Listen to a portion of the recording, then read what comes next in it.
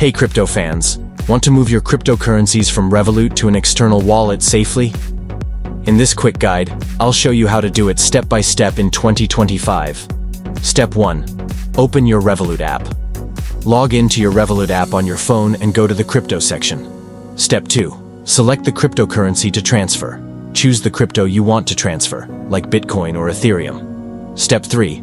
Choose Send and select External Wallet. Tap Send, then select the option to send to an external wallet, not another Revolut user.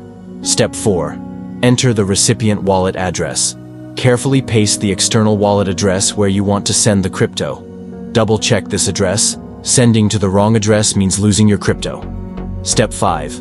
Confirm and authorize the transfer.